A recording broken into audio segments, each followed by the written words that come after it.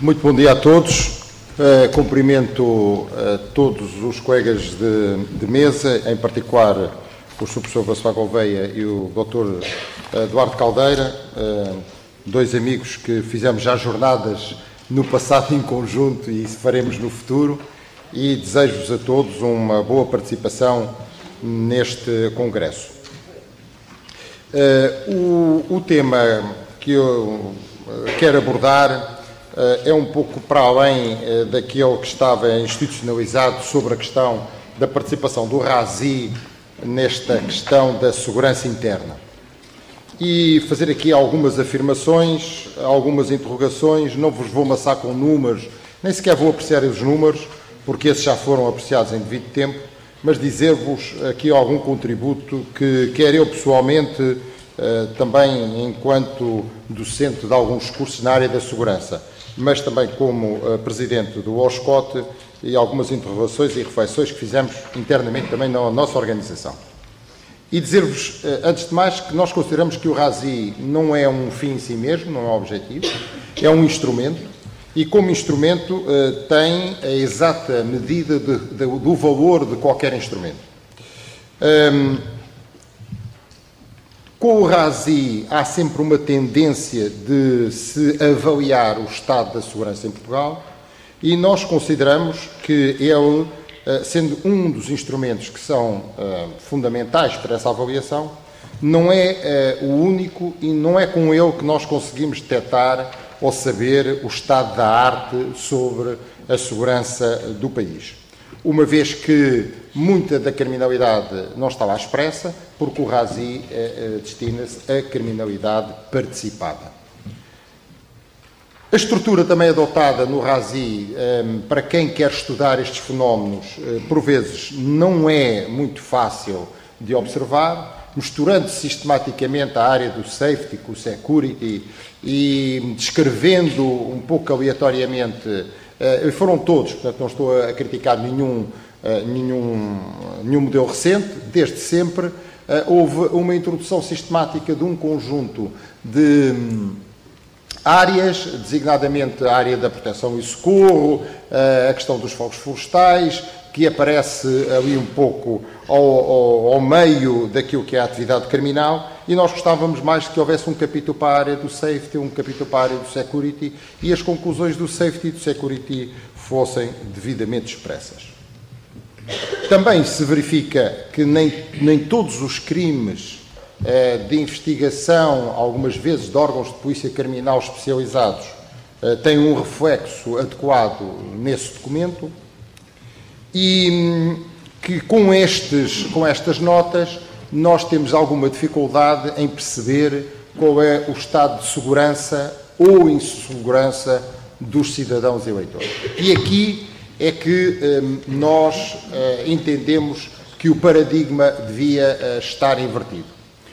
O que nos interessa a nós, enquanto estudiosos da área da segurança, não só da segurança interna como da segurança externa, já abordaremos também esse aspecto, é perceber como é que os nossos cidadãos, eleitores e contribuintes, porque é preciso entendermos isso nesta modalidade, daquilo que é necessário cada vez mais que as políticas públicas de segurança sejam também políticas da accountability, de prestação de contas a quem as suporta, através dos impostos, naturalmente, e isso falta-nos alguns dados. E esses dados é que deveriam, no final, permitir afirmar que o país está melhor ou pior na área da segurança, e não exclusivamente olhando para um instrumento fundamental, com muito trabalho. As pessoas que o fazem certamente são pessoas altamente competentes e dedicadas, mas que não nos dão os dados suficientes, e temos a tendência para tirar conclusões de uma parte de uma organização, neste caso concreto do sistema de segurança interna, e não da globalidade, que é aquilo que nos interessava. Os inquéritos às vítimas, os estudos que podem ser feitos com as universidades, com os centros de investigação, são fundamentais para nós percebermos esta dinâmica da segurança. E isso, nós no OSCOT já o sublinhámos, não deixaremos de o fazer, e entendemos que, neste caso, o Ministério da Administração Interna deveria ter os recursos financeiros necessários para alocar com as universidades, com o Instituto Superior de Polícia, com a Escola da Guarda, para podermos desenvolver alguns trabalhos de investigação científica que nos permitissem concluir algum do estado da arte nesta área da segurança. Também um dos aspectos que nós gostávamos de ver no relatório, que contribui para a percepção, porque o sentimento de segurança e insegurança é uma percepção que os cidadãos têm sobre o sistema, era os tempos médios de intervenção das nossas polícias. Porque não basta dizer que temos mais polícias ou mais meios. Temos que entender se as políticas públicas de segurança, em particular os imensos programas, os vários programas que existem sobre polícia de proximidade, desde a escola segura até aos idosos e por aí fora, farmácias, combustíveis, o que quiserem, nós temos que entender se entre aquilo que é uma detecção de uma anomalia, e estou a falar de anomalia porque não estou a falar ainda de crime, de uma anomalia, e a chegada dos nossos agentes policiais, sejam da PSP, sejam da GNR, que são aqueles que estão mais próximos do cidadão, quanto é que esse tempo é? Qual é o tempo médio de intervenção? Porque é isso que depois vai permitir garantir esse sentimento de segurança. Eu tenho dito,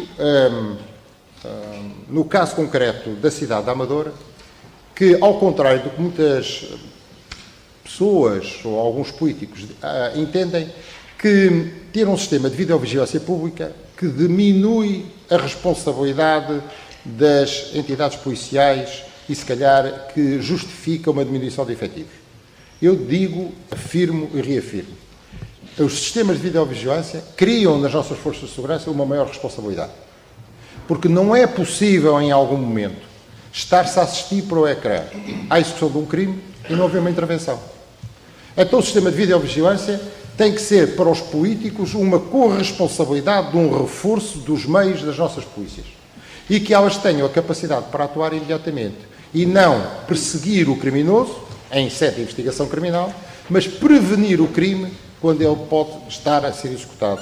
Porque isso sim é que traduz esse tal sentimento de nós dizermos que estamos seguros.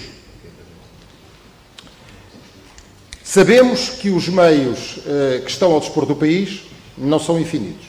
Sejam eles da polícia, da guarda, dos outros agentes que estão envolvidos na área da segurança, e é por isso que esta avaliação do cidadão é importante para que se possam construir melhores respostas. E muitas das vezes o dogma que nós temos de há muitos anos a esta parte, que é ter poucas reformas no sistema, não nas polícias, que felizmente foram introduzidas, mas a reforma de como olhamos para a organização da segurança interna, ela tem que ocorrer essa discussão. E aqui a universidade é o melhor sítio para que isso possa acontecer, porque nós podemos desenhar um modelo teórico, que depois pode ter ou não aplicação prática, ter um sistema, como nós ainda hoje temos em Portugal, muito espartilhado em relação e com algum receio de se discutir o policiamento, os sistemas de informações, os serviços de informações e a interligação entre segurança interna e segurança externa prejudica globalmente a segurança em Portugal. Duas pequenas observações sobre o índice do RASI 2017, e se fôssemos aos outros era exatamente as mesmas circunstâncias. Entendemos que falta um capítulo sobre os pontos críticos nacionais. E porquê? Porque as estruturas críticas nacionais, elas são comuns a vários tipos diferentes de crimes, desde o terrorismo à criminalidade organizada, àquilo que nós quisermos.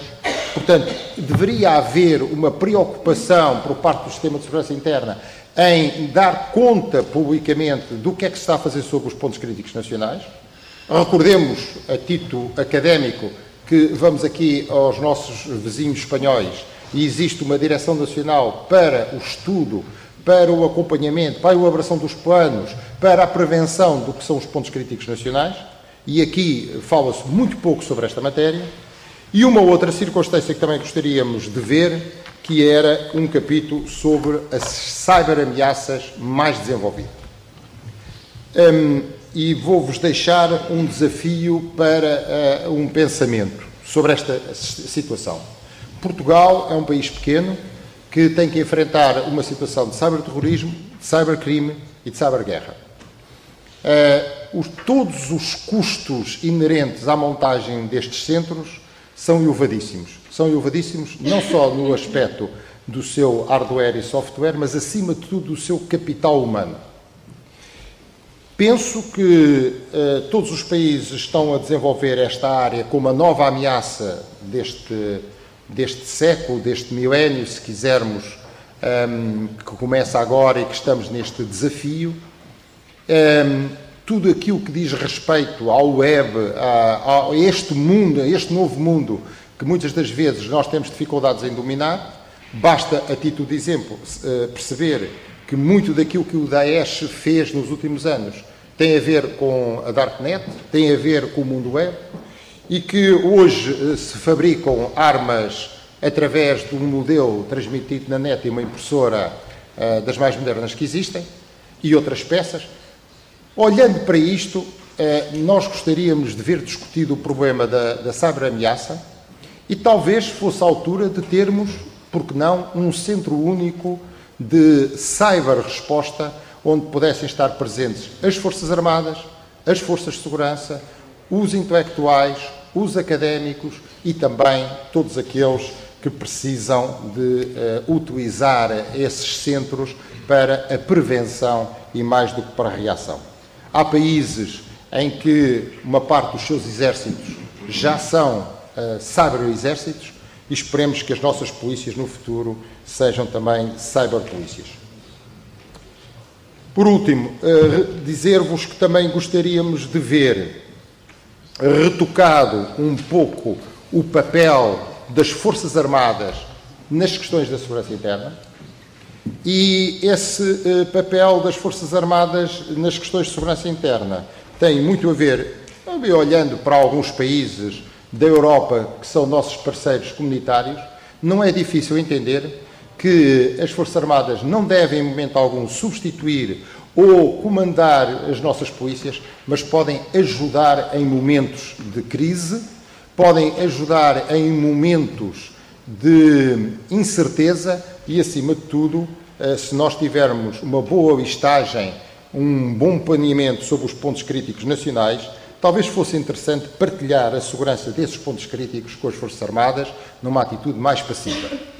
Sabemos que há dificuldades constitucionais sobre esta matéria, mas também sabemos que quando os nossos políticos querem encontrar soluções que são imaginativos para isso, a tal ponto que nós estamos a assistir ao novo Desígnio Nacional de Combate aos Incêndios Florestais, onde o papel das Forças de Segurança, em particular da Guarda Nacional Republicana e das Forças Armadas, está muito mais expressivo do que até há alguns anos, que estava quase exclusivamente dedicado aos bombeiros e que estão a ser, digamos, complementados, substituídos em algumas situações, e por isso a imaginação vai sempre longe.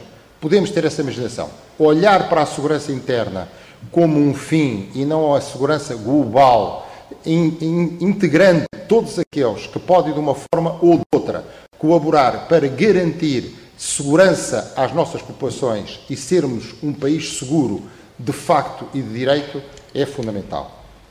Durante o período do debate, estarei à vossa disposição para as questões que queiram colocar. Bem-vindos e um bom congresso. Muito obrigado.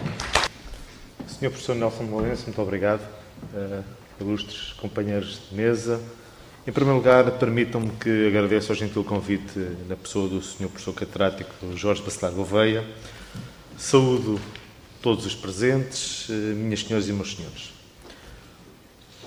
Pegando nas palavras do Dr. António Nunes, que acabou de falar, este é o espaço, sem sombra de dúvida, para nós refletirmos, para nós pensarmos as questões de segurança. E a Universidade tem que dar o contributo, porque se nós compararmos a segurança com a medicina, para nós podermos resolver as doenças da segurança, precisamos saber fazer o diagnóstico e precisamos encontrar as melhores soluções ou as soluções mais vantajosas a cada momento para podermos, então, enfrentar o problema. A minha intervenção aqui hoje não vai ser sobre o RASI. O Dr. António Nunes já fez aqui um retrato que se impõe fazer. Vou aproveitar esta oportunidade para partilhar convosco uma investigação recente que nós fizemos sobre estatísticas criminais e estudos de percepção e a combinação que fizemos entre eles para percebermos que é necessário triangularmos instrumentos, é necessário triangularmos estudos, é necessário triangular dados. Porque as conclusões são interessantes e mostram-nos, então, que é importante, então, esta incorporação de conhecimento, quer na fase de recolha de dados, quer na fase da análise e interpretação dos dados. Todas as sociedades, como nós sabemos, têm que viver segundo um quadro legal, e é esse quadro legal que permite introduzir a previsibilidade, a estabilidade, a regularidade, a uniformidade das interações sociais, a confiança e, enfim, a segurança que as pessoas vão ter na sua comunidade. E é isto que nós podemos chamar, no fundo, os fundamentos de uma ordem social. O estudo que nós vamos apresentar pretendeu avaliar a ordem social na área metropolitana de Lisboa, principalmente nas áreas da responsabilidade da PSP, e estudámos 83 quadras, a área de 83 quadras policiais. Durkheim, já no século passado, falava-nos que é normal que haja criminalidade na sociedade. Aliás, até a criminalidade pode desempenhar uma função na sociedade, desde que ela esteja contida dentro de determinados limites. Aqui a pergunta é, então, que limites são esses? O que é normal e o que é patológico? E, portanto, nós sabemos que é impossível, e muitas das vezes falamos na polícia internamente, que muitas vezes temos uma criminalidade romântica. Isto é, não é possível eliminar por completo a criminalidade. E, portanto, segundo esta visão funcionalista de Durkheim, é importante que, então, percebemos então, que a criminalidade também desempenha um papel e muitas das vezes está ligado com o próprio desenvolvimento e progresso da sociedade.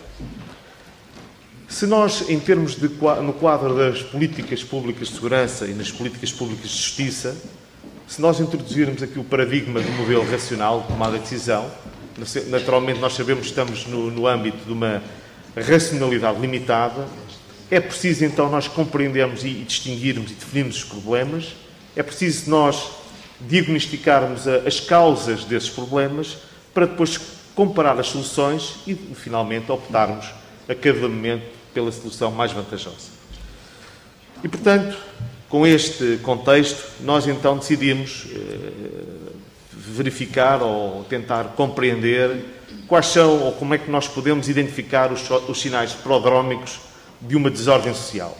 Os sinais prodrómicos, em termos de medicina, são aqueles sinais que aparecem antes dos sintomas e que normalmente conseguimos associar a uma doença.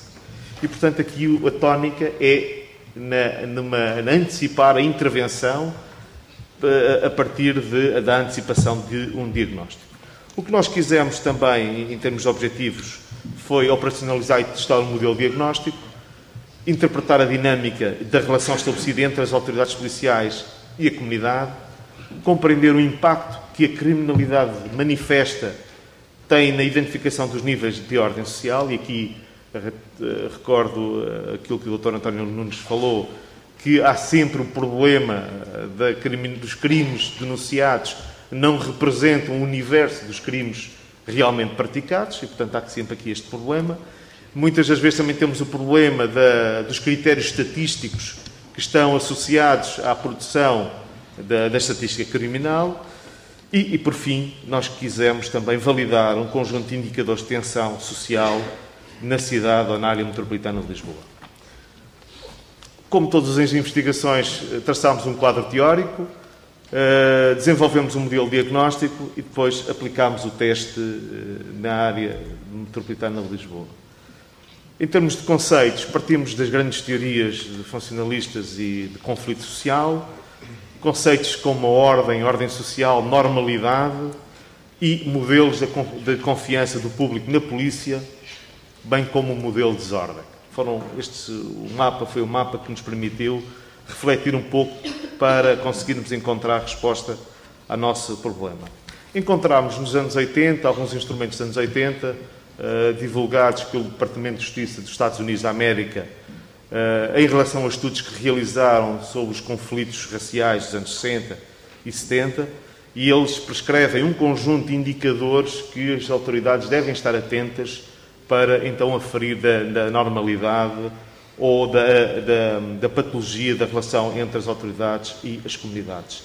Esses indicadores também foram divulgados e também foram acolhidos pelo Home Office inglês em 82 e, portanto, quiseram, então, também consolidar estes indicadores. Quais são os indicadores? Por exemplo, o número de chamadas de emergência que envolvem, por exemplo, confrontos entre grupos, o número de agressões a agentes policiais, o número de casos de abuso policial.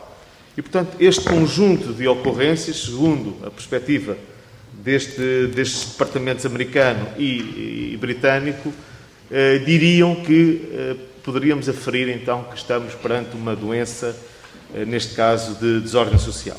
E foi isso que nós fomos tentar ver aqui em Lisboa. Utilizámos, em termos de método, uma combinação de métodos com uma sequência exploratória. Utilizámos um conjunto de uma abordagem qualitativa quando fizemos estudos de percepção. Fizemos uma análise de conteúdo das notícias publicadas no Correio da Manhã, no Público, no Diário de Notícias e do Jornal de Notícias de 2011 a 2016, portanto 72 meses de análise. Aplicámos um questionário a todos os comandantes de esquadra da área metropolitana de Lisboa para ver qual é o estado da ordem, qual é a percepção que eles têm de estado de ordem das suas áreas, e também aproveitámos estes dois instrumentos para validar os indicadores de tensão que foram inspirados então no modelo americano e no modelo inglês. Numa segunda fase, fizemos uma abordagem quantitativa, a partir da extração dos dados da criminalidade denunciada na área metropolitana de Lisboa. Fizemos também, então, a caracterização de cada um dos crimes que substancia cada um dos indicadores de tensão e, portanto, fizemos uma análise não só de uma descrição estatística, mas utilizámos também alguns estudos com regressão, utilização de técnicas de regressão. O primeiro estudo, percepção mediática, portanto, foi desenvolvido relativamente às áreas das 83 esquadras em estudo. Fizemos um corpus de 1123 notícias e as categorias que nós tivemos foi a cobertura mediática do policiamento, a cooperação policial, a polícia-comunidade e a violência entre a polícia e a comunidade ou comunidade versus polícia. E, portanto, este foi o primeiro estudo. Num segundo estudo, a percepção dos comandantes de esquadra. É claro que nós tínhamos intenção de auscultar outros públicos, nomeadamente os autarcas, que gostávamos de ter aqui o estudo da percepção que os autarcas, nomeadamente os presidentes de freguesia, têm sobre estas questões, e também a população. Portanto, faltam-nos estas duas dimensões. No estudo de percepção dos comandantes de esquadra, nós olhámos para a ordem social manifesta, fenómenos como a delinquência juvenil, a criminalidade grupal, a resistência e desobediência a agentes de autoridade e a cooperação que têm com a comunidade. Portanto, a facilidade que, nas diferentes áreas, as polícias encontram o apoio das respectivas comunidades. Por fim, fizemos a descrição estatística no estudo 3, 2011 a 2016, das 83 esquadras, e para validar também os indicadores de tensão social, nomeadamente em relação à delinquência juvenil, criminalidade grupal, crimes de abuso de autoridade, crimes contra a autoridade pública e vitimação policial. Os resultados, como nós sabemos, Portugal é um país que normalmente está no ranking da segurança pelas melhores razões. Muitas vezes estamos no top 3, no top 10, portanto conseguimos estar entre os melhores em termos de resultados. E então concluímos e verificámos que o estudo número 1 percebemos que todas as áreas em análise da área metropolitana de Lisboa apresentam uma situação de ordem social. À exceção do bairro A, que nós preferimos dizer o bairro A, que apresenta já uma tensão social latente. Esta conclusão não foi extraída e não é possível extrair esta conclusão a partir dos dados estatísticos da criminalidade. Há outros sinais, há outros indicadores que nós temos que perceber e conseguimos perceber através da análise da imprensa escrita diária, portanto, fonte aberta. Permitiu-nos fazer um ranking das áreas. Em função dos tipos de indicadores de tensão, fizemos um ranking das áreas. E a partir deste ranking, depois, à frente, conseguimos comparar com a estatística criminal que cada uma das áreas apresenta. E aquilo que para nós foi uma surpresa é que as áreas com maior ranking em termos de tensão social são aquelas que não têm grande prevalência em termos de criminalidade manifesta. E, portanto, aqui suscita-nos aqui um problema. Então, para que é que serve a estatística criminal? Não é? O Dr. António Nunes falou, e bem, sobre a necessidade de termos outros estudos complementares, nomeadamente os estudos de vitimação em relação às vítimas de crime. E, portanto, é necessário, então, ter esta abordagem também e fazer a triangulação para podermos, então, compreendermos e melhor integrarmos estas questões para percebermos, então, quais são realmente os problemas e quais são os sinais que nos vão permitir a antecipação da identificação do problema. O estudo 2, os comandantes de esquadra confirmaram a percepção de ordem social. Todos os comandantes, apesar das estatísticas e da percepção mediática, responderam que todas as suas áreas têm, portanto, indicadores aceitáveis em termos de ordem social, e isto permite-nos, então, para concluir, tirar aqui algumas conclusões. O modelo diagnóstico que foi apresentado tem que ser aplicado localmente, num determinado período, e necessita, como eu já referi, algum complemento em estudos de percepção dos autarcas e da própria população. É preciso, então, triangular esta informação para nós termos, então, uma fotografia e um diagnóstico mais rigoroso. A componente qualitativa do modelo diagnóstico permitiu-nos identificar a degradação da relação polícia-comunidade e, portanto, há sinais que não são sinais de criminalidade, mas são sinais, muitas das vezes, de ação coletiva que a própria comunidade já desenvolve contra o Estado, contra a comunidade onde estão inseridos. A componente quantitativa do modelo diagnóstico permite-nos caracterizar, então, o que é normal, o que é que tem sido normal em termos de criminalidade. Isto é, percebermos, então, através dos números, não é? Percebermos, então, qual é a tensão arterial da área X, da área Y. Portanto, é mais um indicador que nos permite, então, depois, perceber o problema na sua globalidade. O modelo permitiu antecipar qualitativamente o diagnóstico de desordem social, bem como caracterizar estatisticamente a normalidade. A estatística. Aqui permitam-me introduzir aqui uma analogia, uma figura, que muitas das vezes, para interpretar a estatística, eu recordo o dilema entre o contabilista e o analista financeiro. Enquanto um consegue ver o pormenor da situação em concreto, o outro sabe contextualizar a informação. E o problema das estatísticas, muitas das vezes policiais e criminais, tem muito a ver com problemas relacionados com a colheita de dados. Imaginem que em Portugal devemos ter mais de 1000 pessoas a recolher crimes e cada um enquadra as situações de maneira diferente e classifica as situações de maneira diferente. E, portanto, isto, quando for agregado, vai ter aqui alguns fenómenos que não vão permitir, então, caracterizar em concreto a realidade. É muito importante contextualizar os dados.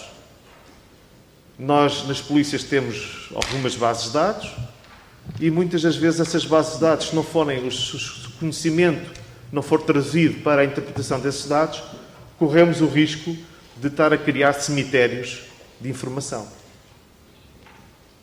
E, portanto, nós temos que ter estratégias e temos que ter, então, o tal conhecimento, a produção do conhecimento para ajudarmos nesta análise. Portanto, a segunda questão, que é a compreensão e a resolução do problema, temos que contextualizar os problemas, temos de perceber a situação, os riscos, as ameaças e quais os seus impactos, para fazer escolhas, para direcionarmos a resposta, através da definição de missões, da definição dos resultados que pretendemos alcançar, quais são os objetivos e, muito importante, definirmos prioridades. Muitas das vezes nós não podemos ter a rinite alérgica de querer reagir a todos os estímulos. Não. Temos que saber quais são os estímulos que nós temos que reagir, porque esses poderão ter um impacto muito grande na nossa vida social. E, por fim, e não menos importante, a ação. Temos que agir. Temos que ir para o terreno, temos que decidir para resolver a situação. E, portanto, o conhecimento é, sem sombra de dúvida, a chave para o sucesso da ação das políticas públicas no campo da segurança e no campo da justiça. E, portanto,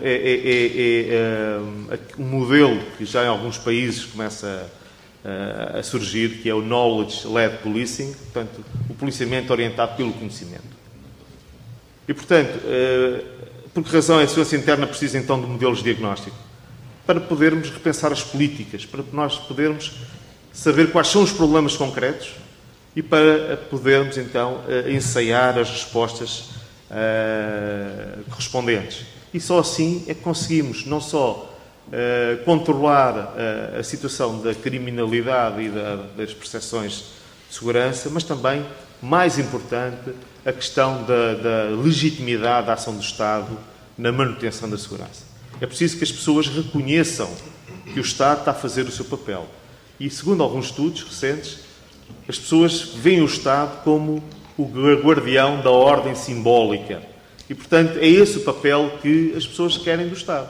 Que possam guardar a segurança e permitir que as comunidades vivam em tranquilidade. E, portanto, a chave para o sucesso, modelos de diagnóstico, análise, conhecimento e o envolvimento de todos os atores para podermos, então, triangular os resultados e podermos ter uma discussão séria sobre estas questões de segurança. Muito obrigado pela vossa atenção. Ainda estou em tempo, Sr. Professor. Ainda vai. Muito obrigado. Ora, muito bom dia. Começo por endereçar os meus cumprimentos ao ilustre moderador, Professor Dr. Nelson Lourenço, extensivos aos colegas de painel, Mestre António Nunes e ao Dr. Intendente Sérgio Felgueiras. Permitam-me ainda distinguir o Professor Dr. Bacelar Gouveia, na qualidade de Presidente do Instituto de Direito e Segurança, pela amabilidade do convite, mas sobretudo pelo dinamismo e caminho que tem trilhado ao atribuir cientificidade jurídica ao estudo da segurança em Portugal. Minhas senhoras e meus senhores, como enquadramento geral inicial, faço menção à obra Segurança Horizonte 2025, um conceito estratégico de segurança interna, realizado pelo GRESI em 2015, e onde se assume que, passa a citar, uma estratégia de segurança interna deve assentar no firme compromisso de preservar como valores a proteção da vida e bens e velar por normal funcionamento das instituições democráticas segundo o padrão de valores identitários específicos. Tendo em consideração também as idiosincrasias do nosso povo, a preservação da língua, respeito pelos símbolos nacionais e o intento de reforço da cultura nacional de segurança. Subscrevo na íntegra esta visão de um compromisso nacional para uma estratégia de segurança interna.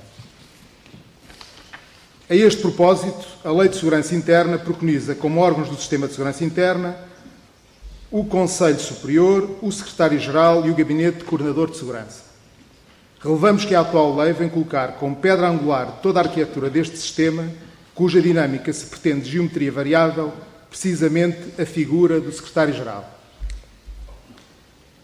Salientar nesta sede as suas competências de elaboração do Relatório Anual de Segurança Interna, o RASI, nos termos do artigo 17º, a linha D, bem como de coordenação entre as forças e serviços de segurança, entre estas e as diversas entidades públicas e privadas e a cooperação com organismos congêneres estrangeiros, naturalmente de acordo com o estabelecido no Plano de Coordenação, Controlo e Comando Operacional das Forças e Serviços de Segurança.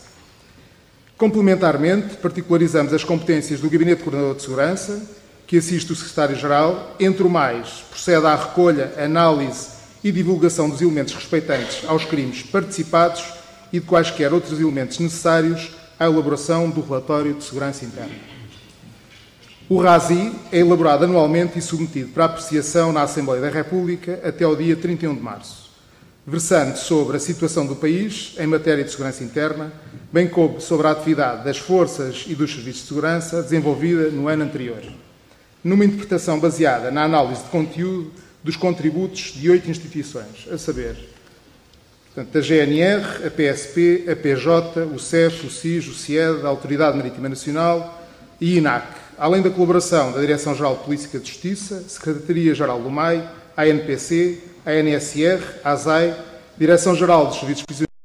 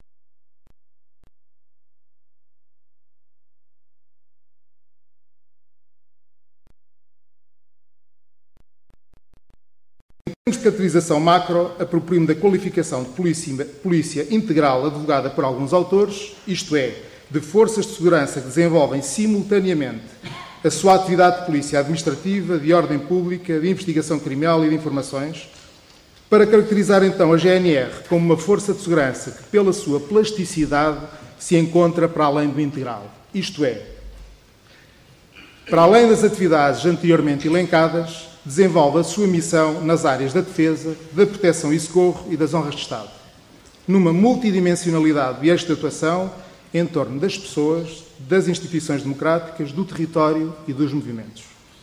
Detenho-me, ora, especificamente nos contributos institucionais para a elaboração do RASI, decorrendo de um dos seus instrumentos de gestão, portanto, um documento público, o relatório de atividades, que espelha com transparência e rigor o balanço de toda a atividade desenvolvida em 2017, através de um exercício de autoavaliação que incide essencialmente na análise à concretização dos objetivos previamente fixados no quadro de avaliação e responsabilização, o quadro, e nos demais objetivos estabelecidos no plano de atividades de 2017, constituindo uma análise crítica com demonstração qualitativa e quantitativa dos resultados alcançados, tendo os mesmos sido alvo de um permanente e rigoroso acompanhamento ao longo do ano.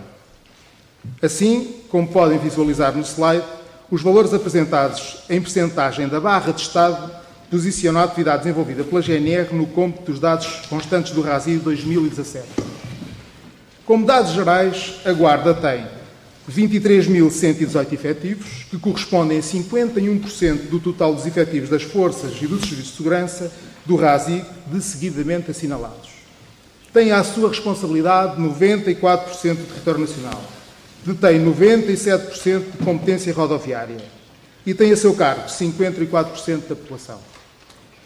Em 2017, efetuou cerca de 1 milhão de ações de patrulhamento, ou seja, aproximadamente 3 mil por dia, percorrendo cerca de 89 milhões de quilómetros, que dá uma média de 243.600 por dia. Agora, relativamente aos dados que vou apresentar de seguida, apenas vou falar de alguns deles.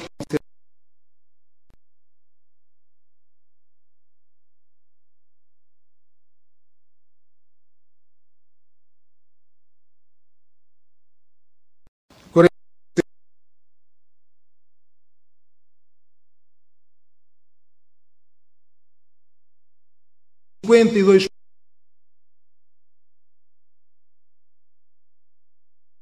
21.006%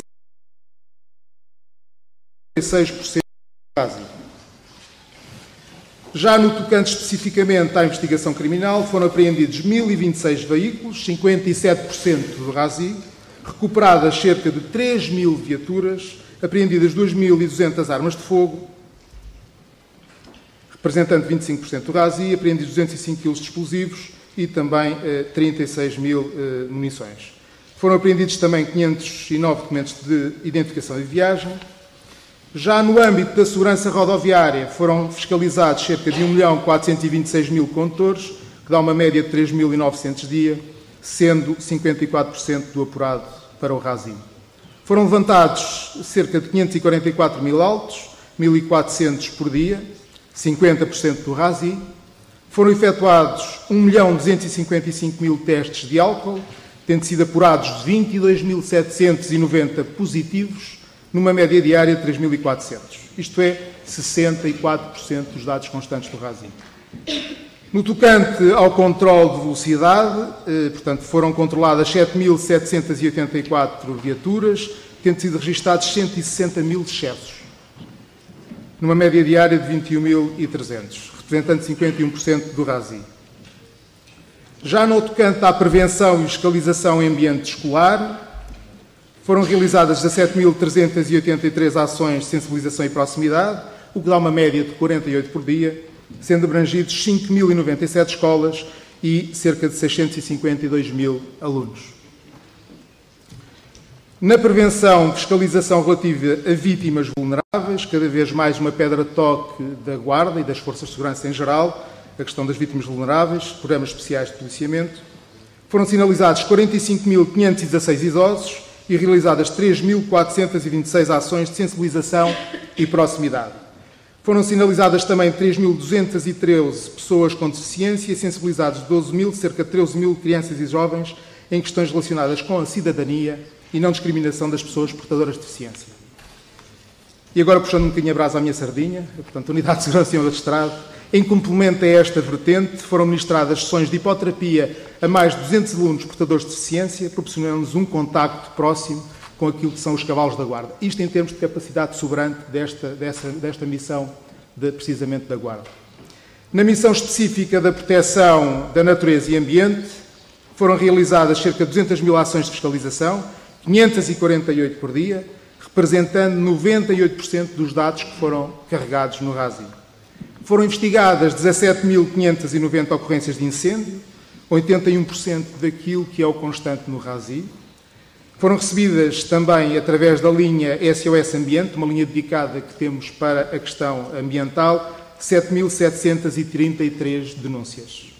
No âmbito da missão específica da proteção e socorro, foram efetuadas 4.034 intervenções de combate a incêndios, sendo estas em ataque inicial, e 1.280 intervenções já em ataque ampliado, aquilo que se pretende também este ano dinamizar com maior expressão.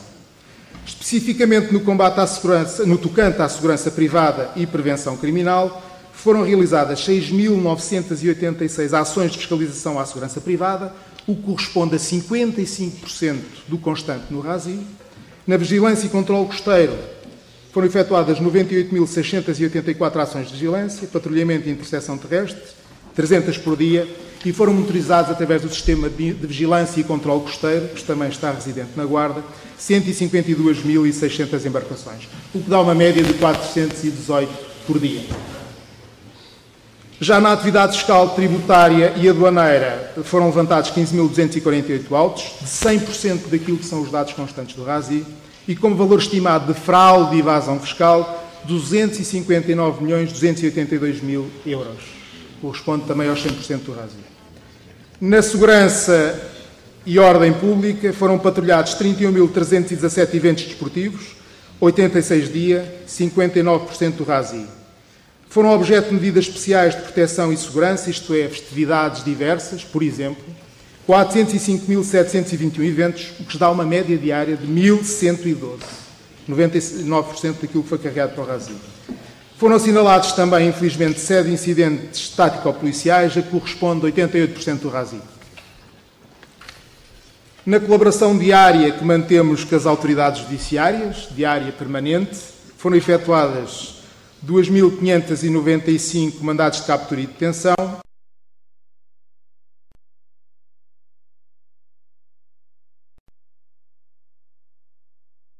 184 transportes, 100% do RASI. Já no âmbito da cooperação internacional e só especificamente ao abrigo das missões Frontex, onde temos militares destacados em vários locais do globo, foram envolvidos 147 militares, 43% do RASI, e atingimos o resultado assinalável de auxiliar 15.076 imigrantes e 1.099 foram efetivamente resgatados. Acabei os números, eu sei que já estava a ser um bocadinho fastidioso, ainda assim só falei de alguns, mas considero que estes valores são bem expressivos e elucidativos da atividade desenvolvida por uma Guarda Nacional Republicana moderna e que espelham bem a sua dimensão, alargado espectro de missões e de expressão territorial de atuação, que cada vez mais se tem estendido além fronteiras. Já no que tocante ao RASI, e em resumo, considero que tem como principal virtualidade ser um documento que procura agregar e interpretar de forma sistematizada, através de uma análise de conteúdo, os contributos individualizados das diversas instituições que compõem o sistema, publicitando-os globalmente numa ótica de balanço anual de performance do país em matéria de segurança interna. Em paridade, relevo também o alcance do rumo a tomar espelhado no último capítulo, Orientações Estratégicas para 2018, quanto a nós, quanto a mim, deviam ser muito mais orientações operacionais. Ainda assim, estas orientações estão alinhadas, por um lado, com o programa do 21º Governo Constitucional e com as grandes opções do Plano 2016-2019, e, por outro, com os objetivos operacionais e os objetivos estratégicos do MAI, dos quais destaco. No âmbito da segurança interna, reforçar os modelos de segurança de proximidade, reforçar também a articulação e cooperação entre as forças e os serviços de segurança. Já no tocante ao controle de fronteiras e gestão dos fluxos migratórios, relevo afirmar a política de fronteiras baseada nos princípios da solidariedade e da responsabilidade partilhada. Na proteção e socorro, potenciar a capacidade e a resposta operacional. No âmbito da segurança rodoviária, territorializar os instrumentos de combate à sinistralidade rodoviária e modernizar a sua fiscalização. No tocante ao ciberespaço, considero que muito mais podia ser desenvolvido e acompanho o Dr. António Nunes, ainda assim prevê-se reforçar os sistemas de tecnologias de informação. Permitam-me então terminar, e suponho que ainda esteja dentro do tempo, com o afirmado pelo Oscott, relativamente ao RASI, logo que ele saiu, em que o Dr. António Nunes disse que as estatísticas divulgadas sobre segurança interna refletem a forma empenhada e competente como as forças policiais têm travado o crime. pelo que agradeço também, como sendo elemento de uma força de segurança, e também pelo que com firmeza manifesta aqui um público louvor de apreço a todos os elementos das forças e serviços de segurança, todos, que com eminente esforço, dedicação e até com o sacrifício da própria vida, têm contribuído para que Portugal seja hoje uma democracia mais sólida e de todos termos alcançado o ativo nacional da distinção de terceiro do país mais seguro do mundo. Muito obrigado, bem-ajam. Creio que tivemos 3 intervenções muito interessantes e muito importantes sobre a área da segurança, particularmente no campo da segurança interna e evolução da criminalidade. E antes de passar a palavra para quem tiver dúvidas, e espero que sejam bastante, só gostava de dizer 2 ou 3 coisas. Aliás, comentava aqui com o Dr. António Nunes, estou um pouco naquela posição, deve ser pela idade, sempre que nesta área acabo sempre estar ligado a qualquer coisa. Tenho sempre o prazer de dizer, tive aqui há uns anos atrás uma participação na evolução do modelo em que assenta o RASI atual. Foi quando se conseguiu passar de uma análise comparativa de ano a ano para uma análise de evolução longa, de uma análise longitudinal do crime. Mas foi aqui dito, e registro com muito apreço, que aliás houve aqui há 2 anos, então, estou a olhar ali para o professor Jorge Bacelar, uma sessão do CONSED em que se falou precisamente sobre aquilo que vou dizer agora. As nossas estatísticas da criminalidade são umas estatísticas permanentemente incompletas. Tem de haver inquéritos de vitimação. Os 2 últimos inquéritos de vitimação que foram feitos em Portugal datam, se a memória não me falha, estou ali a olhar para a doutora Karina Quaresma, no final dos anos 90. Depois em 2008, 2009... Pois, exatamente. Pronto, e depois houve... sim, mas há uma coisa que não foi publicado, portanto, é dos anos 90. Isto não foi publicado, não é público, portanto não sabemos o que é que está lá. E obviamente, sem inquéritos de vitimação, a nossa fotografia sobre o crime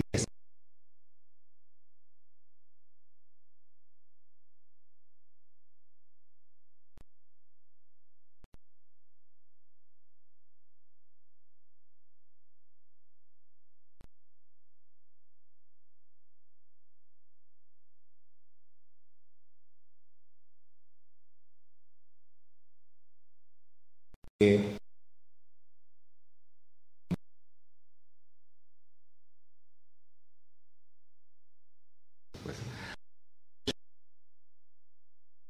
se prende precisamente a criminalidade. Francamente, não me recordo se terá sido pelo intendente Felgueiras, que é a questão da legitimidade, não é? Portanto, a percepção da legitimidade da ação das polícias. E a percepção da legitimidade da ação das polícias significa que a população tem confiança nas polícias. E este binómio legitimidade-confiança é certamente um dos instrumentos mais eficazes para auxiliar as polícias na ação de prevenção e combate do crime. E temos dado pouca atenção a esse aspecto. Só para fazer aqui uma referência à intervenção do Tenente-Coronel Pedro Moleirinho, aquele conceito de geometria variável é de um estudo de 2006, não é do estudo segurança interna, é do conselho. Exatamente, pronto, é esse, não é? Pronto, é que as fotografias estavam só. Mas eu falo na questão da geometria variável. Eu estou a olhar principalmente para ali para os alunos, portanto, aqui a partir da 4ª fila, porque a questão da geometria variável do conceito de segurança interna, para ser lida convenientemente, tem de ser lida no quadro de uma coisa, que é lida no alargamento e na densificação do conceito de segurança. Está bem? Eu estou muito obrigado a estar a dizer que sim, agradeço. Portanto, o que foi... Eu acho que é fundamental retermos isto, porque uma parte dos dados que o Sr. Tenente-Coronel Pedro Moleirinho apresentou, eu tenho o vício do professor, eu estou a ver as pessoas, está bem? Eu olho nos olhos.